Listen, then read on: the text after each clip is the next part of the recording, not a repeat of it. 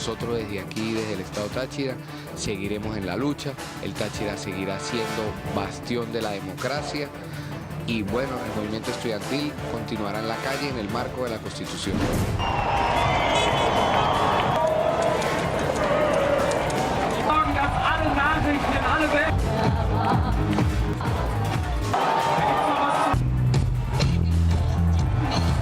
Agradecer el recibimiento de la gente. Nos hubiese gustado traerle la copa y poder disfrutarla. Lo intentamos, lo dimos todo y no se pudo, pero creo que a pesar de eso le dimos una gran alegría al país. En ningún caso, en ningún momento, yo había sido notificada de que estaba siendo investigada, ni como testigo, ni como miembro, ni como testigo en el caso, ni como investigada o imputada. Y además, esta medida nunca se notificó, la prohibición de salir al país. Yo desconozco esa imputación, no sé a qué se refiere esta ciudadana. No, el acto de imputación es un acto formal, es un acto a través del cual de manera clara, específica, el Ministerio Público informa a una persona la circunstancia de modo y tiempo y lugar en que él desarrolló una conducta que está tipificada como delito en el ordenamiento jurídico venezolano. Y eso no ha ocurrido. La selección, la Vinotinto es todo, somos todos, y para eso hay que luchar. Para eso hay que buscar las herramientas adecuadas, tratar de que nuestro fútbol siga creciendo. Y por eso es lo que digo, espero estar a la altura para poder orientar, asesorar. Nós não temos o menor interesse em abrir mão do Fundo Monetário, pelo contrário. Ahí estamos viendo una gráfica de este avión Boeing 777, en este momento, que es el avión que cayó en Ucrania a 60 kilómetros de la frontera con Rusia.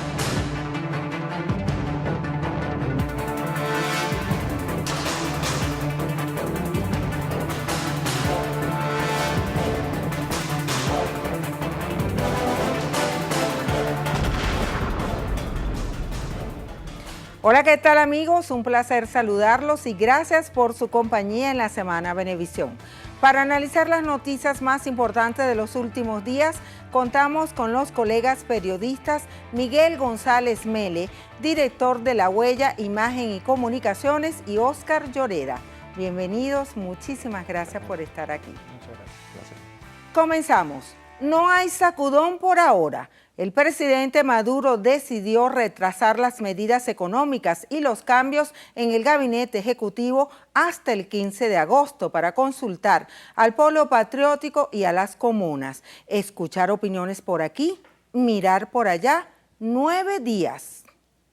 Yo voy a hacer una revisión completa del sistema de gobierno, ministerio por ministerio. Y he planificado 9 días de dedicación exclusiva a la revisión ministro por ministro, ministerio por ministerio, toda la estructura completa, cómo funciona, cómo se ejecutan los presupuestos, los proyectos, cómo cubren su responsabilidad en el territorio nacional, cómo avanza cada plan, ministerio por ministerio, y en cada área de cada vicepresidencia. 9 días. Maduro anunció una revolución fiscal de la economía, cultura tributaria. El proyecto de revolución fiscal en Venezuela, necesario para hacer justicia y además para ir captando la fuerza económica que la República tiene capacidad para producir. Hay elementos vitales allí que estamos puliendo, escuchando opiniones de expertos. Y ojo pelado con los dólares. El gobierno iniciará una auditoría de divisas liquidadas a empresas públicas y privadas. Y esto nos va a permitir ir afinando, compatriotas, como país, ir afinando los mecanismos de asignación de divisas y cada vez que sean más transparentes esos mecanismos. Y además, ir determinando, el ejemplo que estoy poniendo, y determinando de todas las cosas que importan a nuestro país, cuáles son las importaciones esenciales, necesarias, verdaderamente necesarias para el desarrollo económico. El país entero está esperando que haya políticas públicas emanadas del gobierno nacional que tengan que ver con la flexibilización del mercado en Venezuela. No solamente me refiero al mercado cambiario, me refiero al mercado en general. Es muy importante, estamos viendo cifras de escasez muy altas, estamos viendo cifras de inflación muy altas y tienen que ver con que los comerciantes no están en la posibilidad en este momento de colocar más productos en los anaqueles. El presidente Nicolás Maduro anunció que la revolución fiscal va con todo. Le pregunto a los dos, ¿qué significa ese todo? ¿Incremento de la gasolina? ¿Aumento o ajuste del IVA? ¿Otros impuestos a través de leyes tributarias? ¿Qué es ese todo? ¿Qué es ese todo para ti, Oscar? Bueno, fíjate, yo creo que la revolución fiscal probablemente incluye algunas de las medidas que tú acabas de mencionar. Tienen que venir acompañadas de una serie de medidas que incentiven sobre todo la producción nacional, ¿no? En Venezuela yo creo que durante los últimos 14 años se ha logrado saldar una deuda histórica que ocurría, es decir, pasamos de una situación donde probablemente grandes sectores de la población no tenían acceso a alimentación, a servicios los servicios básicos principales, pasamos a un momento donde hemos cubierto esa demanda, ¿no? Ahora, efectivamente, ese gran proceso de inclusión que se ha desarrollado durante los últimos años, ahorita se ve mermado por la capacidad, por un incremento superior de la demanda en relación con la oferta que existe en el mercado venezolano. Eso también ha disparado hasta cierto punto durante los últimos años las importaciones, como lo dice el presidente Maduro. Entonces yo creo que una de las medidas que se debe tomar en esa revolución fiscal son aquellas que incentiven sobre todo la producción nacional, ¿no? Sobre todo en los rubros esenciales, para que, como bien lo dice el presidente, las importaciones se reduzcan a aquellos elementos o aquellos elementos productivos que no somos capaces de producir por las propias características del país, ¿no? En ese sentido, yo creo que el aumento del precio de la gasolina, es decir, así como la revisión de los esquemas tarifarios de la electricidad en Venezuela, creo que es justo, ¿no? Dado que hay un rezago de esos precios y todos esos rezagos van generando no solamente problemas para el fisco nacional, sino también van generando distorsiones económicas porque hay un aumento del consumo dado los precios relacionalmente muy bajos con respecto al resto de la economía. Miguel, el ministro Rafael Ramírez ha venido anunciando la necesidad de un cambio único. Se habla de un sistema convergente, se habla de un sistema de bandas. ¿Tú crees que es necesario en estos momentos aplicar medidas drásticas en el país para ponerle orden a la economía? Indudablemente, la situación económica y parte de la revolución fiscal y de que de lo poco que se sabe realmente, se esté hablando ya de nuevo de un impuesto al débito bancario, de un posible aumento del IVA, todos son especulaciones, pero pudiera venir por allí. Seguramente tendrá que ver porque la recaudación del CENIAT tiene que estar cayendo porque hay una contracción evidente de la actividad productiva, aunque el Banco Central no haya dado todavía los números del primer semestre, pero con el comercio hablaba de 87% de los comercios sin recibir divisas, 48% caída de la actividad productiva en el sector comercio. Los trabajadores del área automotriz hablan de 1.500 despidos porque hay empresas que no producen un vehículo desde marzo. Todo eso tiene que estar afectando la recaudación del CENIAT y evidentemente tenemos ya varios meses esperando las medidas cada vez que el presidente anuncia su programa, que viene el sacudón, que vienen los anuncios importantes y todos nos quedamos como a la expectativa de qué es lo que va a venir. Se habla del cambio único, se habla del aumento de la gasolina, que creo que va a estar un poco más lejano que otro tipo de medidas. Y aparentemente no termina de haber la voluntad o el acuerdo político para llevar a cabo esas medidas. ¿El cambio único es necesario? Sí, por supuesto. O sea, un país no se puede mover con 4 tipos de cambio. Es imposible, el ministro Ramírez lo ha dicho hasta la saciedad, mientras haya gente que tenga posibilidad de importar a 6.30 o acceder al dólar a 6.30 y no importe, sino que es mucho mayor negocio venderlo en el paralelo a 80. Es un gran negocio venderlo a cada uno, si lo pudiera hacer, pero es mucho mejor venderlo a 80, 70 o lo que esté el mercado paralelo. Nunca se va a acomodar la economía de este país.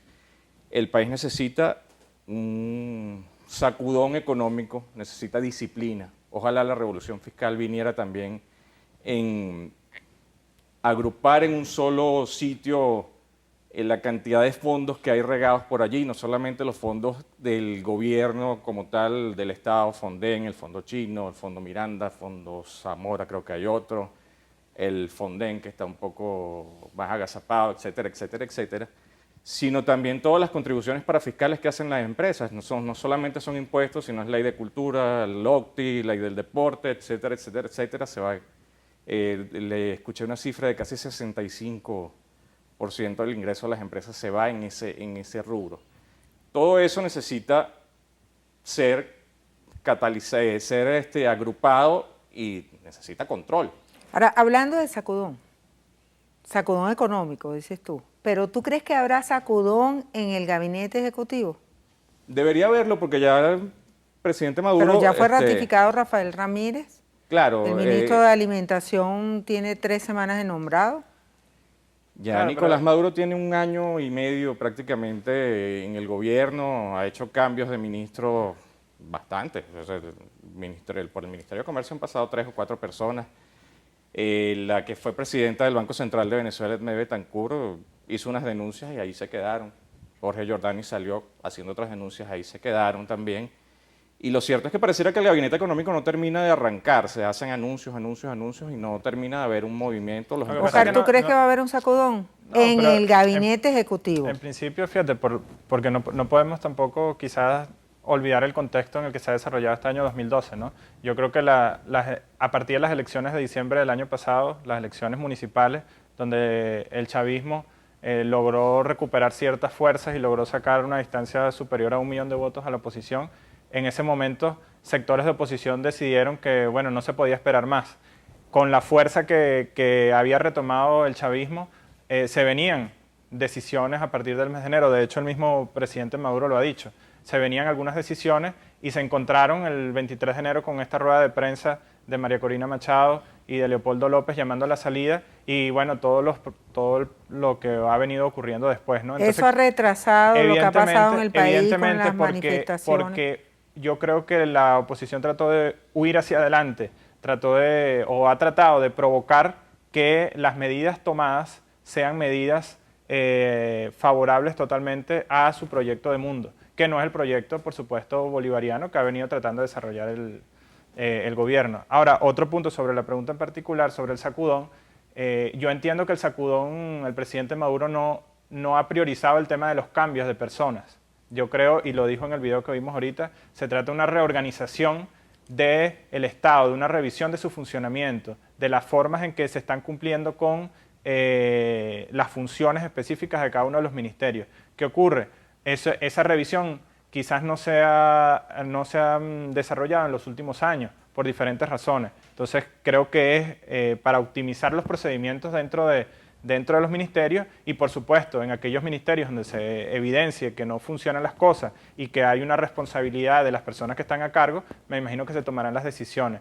Pero el sacudón no lo entiendo yo como sinónimo de cambio de cargos, como lo han visto algunos medios de comunicación, sino más bien como una transformación profunda dentro de la estructura de gobierno. Bueno, y ahí puedo agregarle que de verdad cambios de cargo por cargo no tiene ningún sentido realmente. Exactamente. Pero el año pasado, recién tomada ya posesión formal de Nicolás Maduro como presidente, uno veía a todos los ministros que iban entrando y de una u otra manera venían denunciando lo mal que venían funcionando sus ministerios. Así el Nicolás Maduro fue el vicepresidente político de ese gabinete. Jessy Chacón, cuando entró el Ministerio de Electricidad, las primeras ruedas de prensa eran de verdad, destruía completamente la gestión anterior. Entonces, ¿qué ha pasado durante este año y medio, que es ahorita en julio de 2014, que de nuevo se anuncia que se va a hacer una revisión completa del gabinete, cómo están funcionando los ministerios, qué es lo que está pasando allá adentro? ¿Qué es lo que está pasando allá adentro? Queremos saber nosotros los venezolanos y quisiéramos que los procesos fueran un poco más rápidos de lo que son. Y con esa interrogante nos vamos a la pausa. Nos pueden escribir y ofrecer sus opiniones @lasemanabebé. Al regreso, apaga la luz.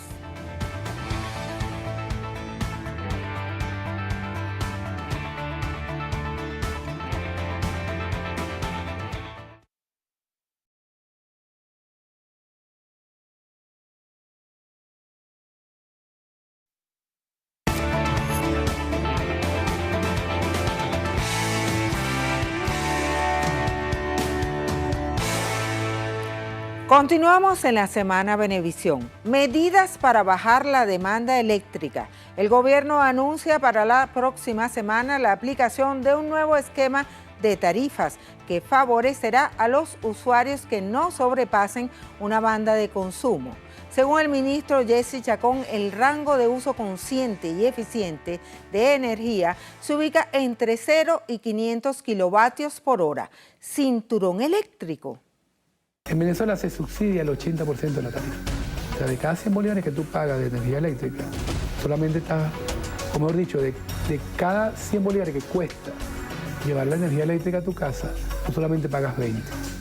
Los otros 80 bolívares lo está subsidiando el Estado. Entonces, ¿qué hicimos? Aquí estamos entrando en el ajuste tarifario, en un nuevo esquema que todavía no tiene las reducciones específicas, porque la vamos a presentar la próxima semana, pero que ya está avanzado el esquema.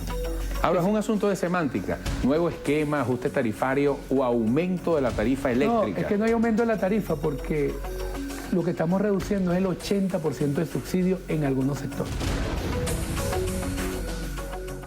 Tarifas eléctricas están listas y el gobierno supervisará el consumo de la energía tanto en el sector público como en el privado. Miguel, estos ajustes de tarifas eléctricas forman parte de lo que viene de la revolución fiscal. Tienen que formar parte, no hay dinero suficiente para mantener esos subsidios en ese tamaño como el de la gasolina, el caso eléctrico en este momento. Al final, el ministro Jesse Chacón, bueno, Eduardo se lo preguntaba si era una cuestión de semántica, él decía que no, que se está reduciendo el subsidio, pero en el bolsillo del venezolano que paga la tarifa eléctrica es un aumento, pues. ¿Te parece justo o no? Esa es una pregunta que nos podemos hacer porque si bien es cierto que lo que uno gaste uno debe consumirlo, también uno se pregunta qué está pasando o qué pasa con la cantidad de luz que se pierde y no se factura. Cifras que he escuchado de expertos en las últimas semanas hablan de que no se está facturando alrededor del 40%, que es una cifra enorme, cantidad de luz que se roban, organismos públicos que no pagan.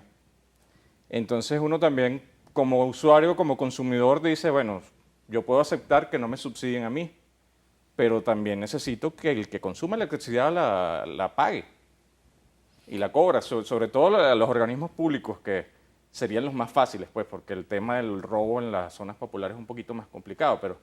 Y lo otro es que si me van a eliminar el subsidio, el servicio tiene que ser eficiente. Y aquí en Caracas, a mí me pasa personalmente, en mi casa llueve y la luz se va. Es automático.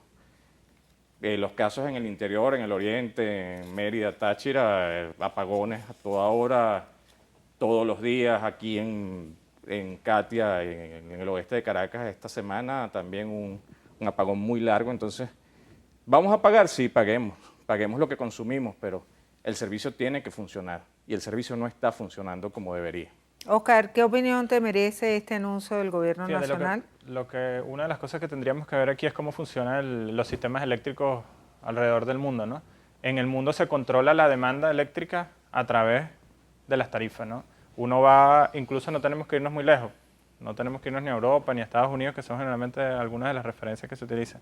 Vamos a Latinoamérica y vemos Colombia, vemos Perú, vemos Brasil, vemos Chile. Las tarifas eléctricas allá no tienen parangón ni punto de comparación con la venezolana, ¿no? Precisamente por el subsidio actual. Ahora, es muy fácil, yo creo que el error que se cometió durante los últimos 14 años no es tanto el tema de las tarifas, es no haber iniciado un tema de concientización cultural con mayor calado dentro de la población, de forma tal que, pues el presidente Chávez lo decía, no queremos regular la electricidad, que es un servicio de primera necesidad para todos, porque todos necesitamos la electricidad, no la queremos regular a través de la tarifa. ¿Por qué? Porque precisamente es un servicio de primera necesidad. ¿Cómo lo tenemos que regular? Que la gente esté consciente que en el momento que yo prendo el bombillo en mi casa, pues estoy consumiendo y estoy demandando una cantidad de energía eléctrica que cruza por todo el país, si estoy aquí en Caracas, por ejemplo, y que eso tiene un costo tanto para el Estado como para las demás personas. Es decir, es vernos como país, ¿no? Como sociedad y respetando al otro. Entonces, yo creo que paralelo a este proceso de sinceración, tiene que haber un proceso que ya ha iniciado, tiene por lo menos un año, creo, el proceso de concientización. Tú hablabas al principio de apaga la luz, ¿no? Bueno, ese proceso de concientización tiene que venir. Y después de eso, quizás la regulación sea una regulación cultural, en la que nosotros mismos nos reclamemos y seamos capaces de decirle a nuestros padres, a nuestros hijos, a nuestros hermanos, a nuestros amigos, mira, ¿por qué tienes esa luz prendida? Porque la respuesta normalmente dentro del capitalismo es, la tengo prendida porque yo tengo cómo pagarla. Y entonces no se ve al otro, no hay una corresponsabilidad con el otro, porque al igual que el dinero es finito, la electricidad también es finita.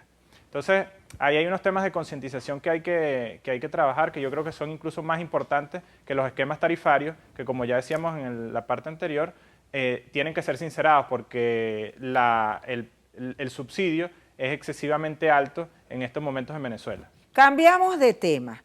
En Punto Fijo o Playa Seca, la oferta de pasajes en líneas internacionales se redujo 57% y los boletos cuando se consiguen son cariñosos. 15 aerolíneas han disminuido sus operaciones en Venezuela.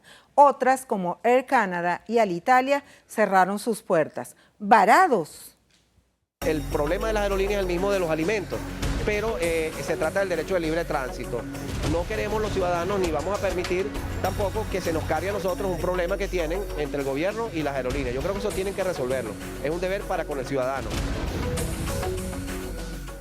Estamos en época de vacaciones y los usuarios han denunciado ante Anauco que no consiguen boletos aéreos y si los consiguen cuestan demasiado, tanto que no creen que los estén vendiendo a la tasa SICAD 1, sino a la tasa SICAD 2. Oscar, este problema que se ha presentado, llevamos meses con los problemas con las aerolíneas, la deuda, el gobierno dice que no hay deuda, sin embargo anoche se realizó una reunión con los ministros del área, dicen que sí, que se va a hacer un esquema para ir cumpliendo con las acreencias, con las aerolíneas.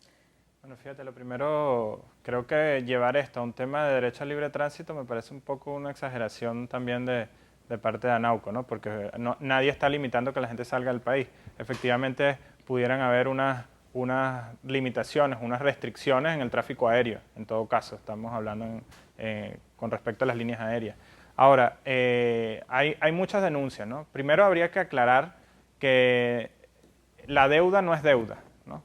Comencemos por ahí también porque sí, a veces es una cuestión semántica, ¿no? La deuda es más bien el paso de bolívares a dólares, ¿no? Entonces en verdad no es una deuda, es limitaciones que han podido tener algunas empresas para adquirir y repatriar los dólares hacia sus empresas matrices, ¿no? Es decir, esas empresas tienen su dinero. De hecho hay algunas empresas que manejan el dinero en bolívares y han invertido en Venezuela y han invertido mejorando sus instalaciones, mejorando algunas partes de las operaciones que tienen aquí, ¿no? Es decir, a ellos no les hace falta el dinero, solo que no lo tienen convertible, no está convertible, algunas, ¿no? Efectivamente, creo también que eso se debe a varias denuncias o varios descubrimientos que se hicieron sobre el precio de los pasajes, ¿no? En Venezuela no es mentira para nadie que un pasaje de Colombia hasta Estados Unidos o hacia Europa cuesta casi que 10 veces menos de lo que cuesta un pasaje de aquí hacia ese mismo destino, teniendo una similitud en términos de las millas. Entonces no había razones reales para esos precios, porque los costos operativos no eran tan altos para los precios que se estaban utilizando. Además hay unas denuncias que han salido por varios medios de comunicación de que había una doble facturación, es decir, había líneas aéreas que cobraban un precio pero declaraban otro, inferior al precio que estaban cobrando. Por lo tanto, lo que estaban solicitando en dólares es superior a la suma que realmente ellos estaban generando, ¿no? Entonces, bueno, ahí hay varios, creo que hay muchos asuntos que el Estado, ya no el gobierno, sino el Estado con todas las instituciones, tiene que abocarse para solucionar esta situación, porque efectivamente no le conviene a ninguno de los venezolanos no poder acceder a vuelos aéreos. Miguel, ¿cómo calificas lo que está pasando con las líneas aéreas? Oscar, hablas de denuncias y uno no puede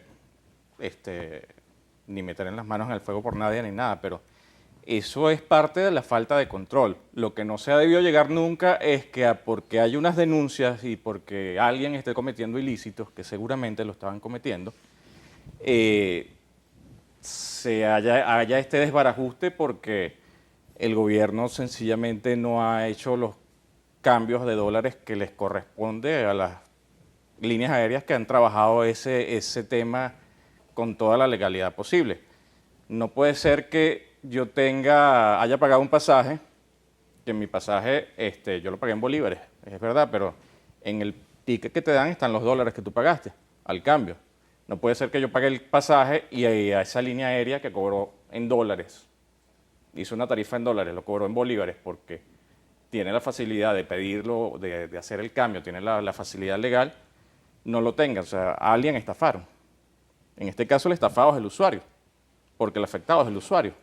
No es el Estado venezolano. El Estado venezolano debe cumplir. El Estado debe cubrir esas deudas y parte del hecho de que estuvieran pensando en llevarlo a SICAD 2 era que en SICAD 2 supuestamente hay una libre convertibilidad, que en la práctica no es así porque no hay suficientes dólares. Y el SICAD 2 ya la deuda pasaría a ser en el momento que te corresponde, nadie te está coartando, ni nadie te está poniendo trabas, ni nadie te está molestando tu cambio más allá de que te corresponda. Pues. Pero lo que no debe ser es que el usuario sea el que esté pagando los platos rotos de este asunto. Tampoco debe ser que un pasaje que hace 8 meses costaba $900 al cambio, hoy pareciera que estuviera costando $5 y $6 mil. Eso tampoco puede ser. O sea, algo está pasando y... Pero incluso no podemos olvidar la dimensión política, ¿no? El Canadá, pues, tiene también relaciones con un gobierno que ha sido hostil relaciones de propiedad me refiero, con un gobierno que ha sido hostil hacia Venezuela. Y algunas de estas empresas también han sido hostiles hacia Venezuela durante los últimos 12, 13, 14 años. Es decir, están involucradas a través de sus diferentes lugares en ataques contra Venezuela. El tiempo es inclemente, tenemos que hacer una pausa muy corta y en breve volvemos. No se aparte de nuestra sintonía en Twitter, @lasemanabb. Al regreso, Encerrona.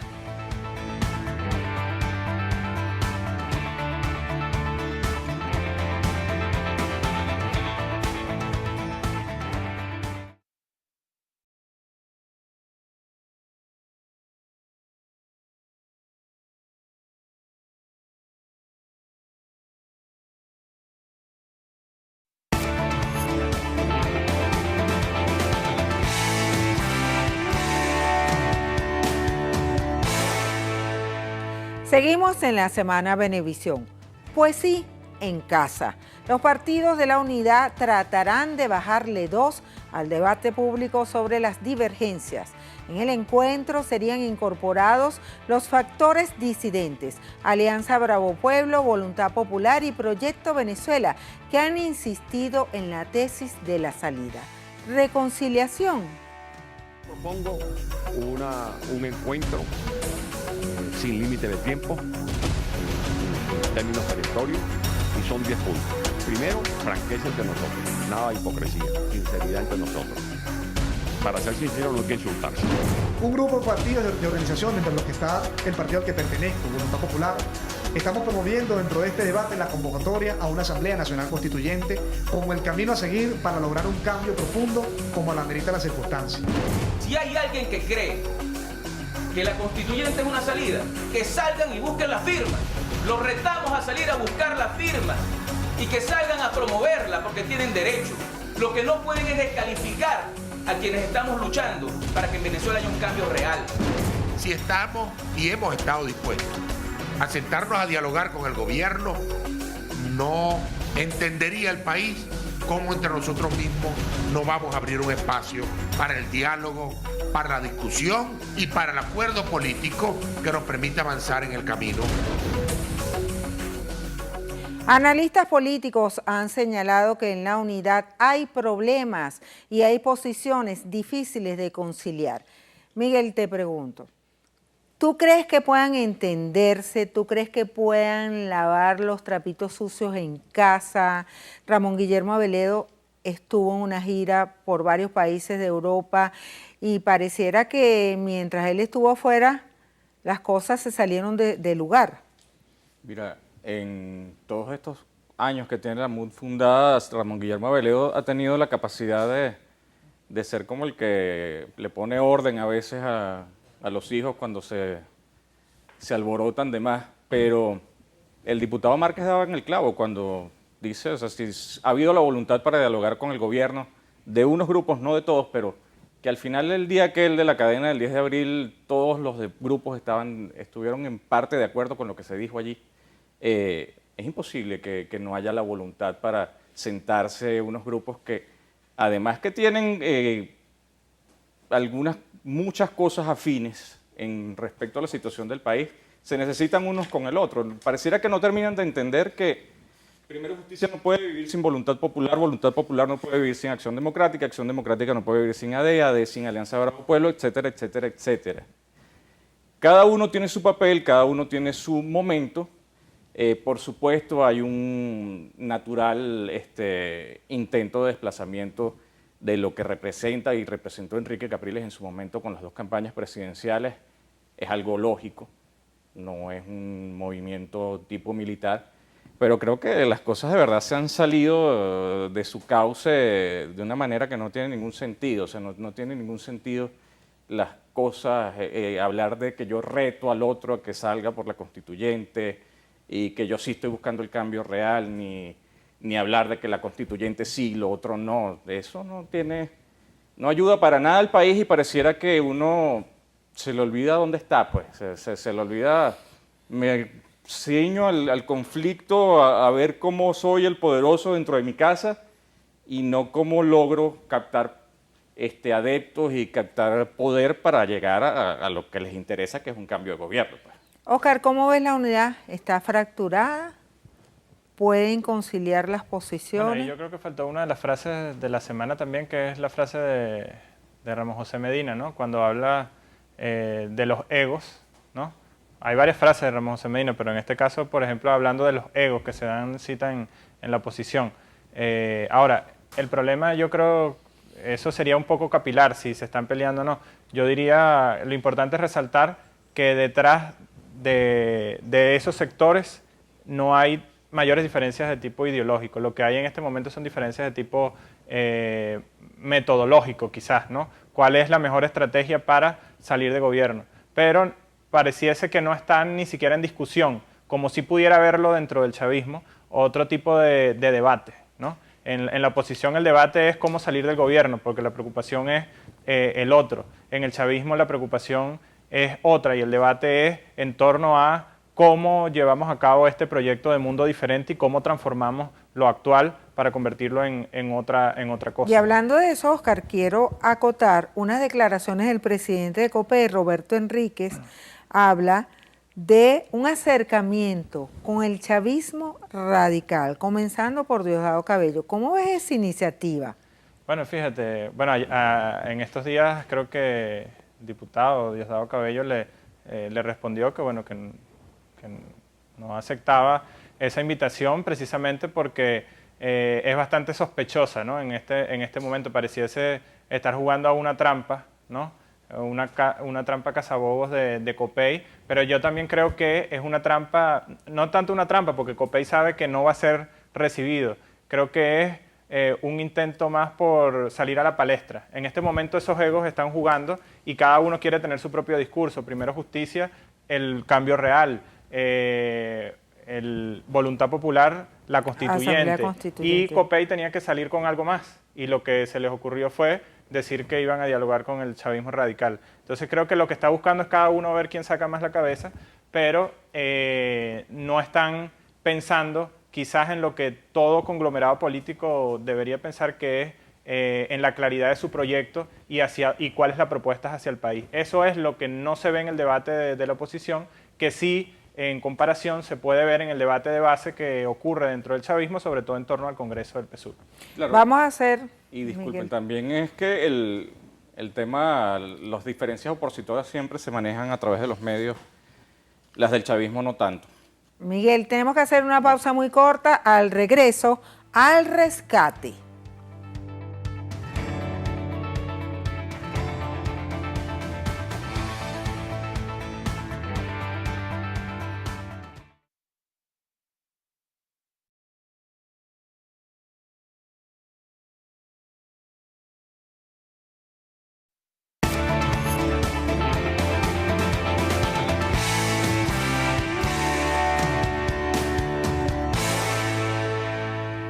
Bajo la figura de Chávez, este domingo se miden fuerzas en el partido de gobierno.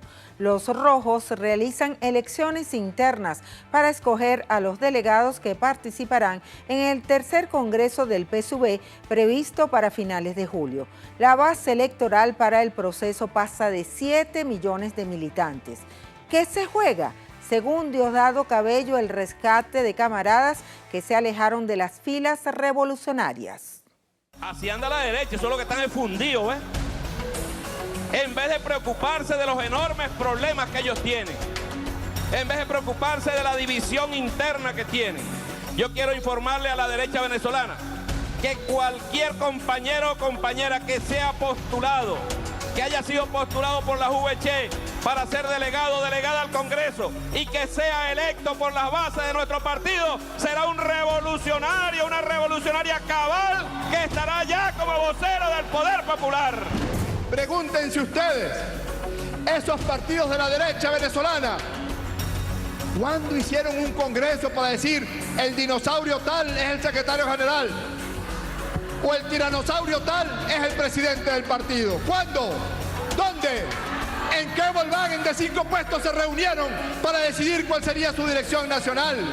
No se reúnen, no se expresan democráticamente. El tercer congreso del partido es, en contrario, un impulso para acelerar los cambios profundos hacia la consolidación del socialismo bolivariano. No hay vuelta atrás. Socialismo o nada. Patria o nada.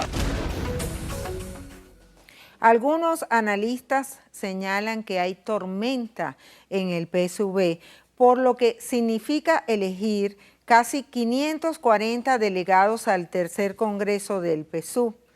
Óscar, ¿tú crees que hay fricciones internas, que hay roces? Para ti, ¿cuál será la corriente que saldrá fortalecida en este proceso interno? Fíjate, yo creo que es muy rico que haya tormentas, ¿no? Y que haya debate, ¿no? Dentro de cualquier partido político. Yo he tenido la oportunidad de estar en algunas asambleas, sobre todo de VC, de base, y hay mucha discusión, ¿no? Mucha discusión sobre la realidad del país, sobre cuáles pueden ser las medidas, cuál debe ser el rumbo que debe tomar la revolución bolivariana en esta nueva etapa sin el presidente Chávez. Es decir, hay mucho ánimo todavía y hay como que mucho deseo de transformación y de seguir transformando las cosas. Eso creo que es muy rescatable. En parte lo que decía el alcalde Jorge Rodríguez ahí, que haya una elección, que exista esa posibilidad, ya es casi que un hito, ¿no? Claro que el PSUV lo ha hecho varias veces, pero sigue siendo un hito dentro de la historia política contemporánea de Venezuela. Ahora, si existen o no existen corrientes, por lo que yo he visto dentro de las bases están votando de manera, digamos, natural, ¿no? Es decir, se están reorganizando las fuerzas desde abajo y pues los votos dirán quiénes son, pero no vemos dentro del PSUV grandes caras que pudieran ser titiriteros, digamos, como quisieran muchos, que estén orientando lo que van a decir las bases del partido. Yo creo que son las propias bases las que están tomando sus decisiones y eso es muy rico porque no están atadas ni subordinadas a ningún mandato externo, sino a sus propias decisiones. Miguel, ¿cómo ves el proceso interno del PSUV? Mira, si algo... ¿Cuál es el riesgo que corren ellos internamente? Si es que corren Yo no algún creo riesgo. que en este Congreso haya riesgo de que vaya a haber un cataclismo dentro del PSUV, porque si algo ayudó el tema de todas las protestas de febrero es que el chavismo se cohesionara un poco, y la separación vino dada fue ya con la aparición pública de la carta del exministro Giordani, en la que se habla de un vacío de poder en Miraflores, o sea, algo tan fuerte. Y allí se nota después con la respuesta del presidente Maduro hablando de la izquierda trasnochada que las corrientes se abrieron. Pues antes se hablaba del ala militar, el ala civil, ahora parece que es como que el ala de la izquierda, que por lo que uno infiere tanto en Giordani, Héctor Navarro, Nelisa Osorio y todos los que han ido pronunciándose, parecieran como que tratar de rescatar el legado de Hugo Chávez, y esta otra ala que pareciera más pragmática, que es, bueno, seguimos siendo chavistas, no lo va a seguirá siendo el hijo de Chávez, pero hay que tomar algunas medidas distintas. Pues. Las dos se reclaman de izquierda, y eso es interesante también, ¿no? Es decir, dentro de esa discusión los dos quieren defender el legado del comandante Chávez o del presidente Chávez, y además los dos se reivindican de izquierda, ¿no? Entonces eso creo que es un debate que, como le decía en la parte anterior, que da mayor productividad que el debate que se está dando ahorita en la oposición, que es un poco más superficial, si se quiere, que es más metodológico operativo. Este es un debate ya quizás de políticas. Así llegamos al final de la Semana Venevisión. Gracias a nuestros invitados y a ustedes por su compañía. La cita es para el próximo sábado a las 11 de la noche. Vamos a estrenar un exclusivo y hermoso video. Se trata de un llamado de atención para que las personas con discapacidad tengan más oportunidades de trabajo. El tema fue compuesto por el colega Jesús Rivero Bertorelli y lo interpreta junto a su hijo Luis Alejandro. Los dejamos con ¿Cuáles tres? Y su canción Apoyo. Tu apoyo en cada paso es este corazón. Tu apoyo en cada paso es este corazón. Tu álamo, tu abrigo, tu faro, tu castillo, siempre será este corazón. Soy como el sol cada mañana, nunca falto en tu ventana. Soy la ruta en la montaña, soy calor en la cabaña. Si hay fractura soy tu yeso, si hay hambre soy pan con queso. Soy garganta y barra brava, el que aplaude tus jugadas. Por ti apuesto todo nada, por ti apuesto todo nada. Salga sapo, salga rana.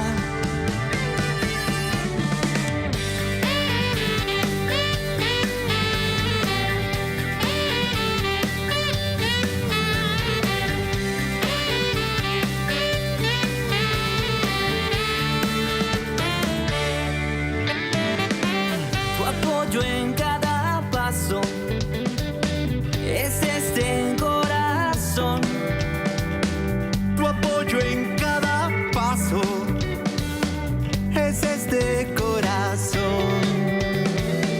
Tu productor ejecutivo, tu socio, tu fiador, siempre será este corazón.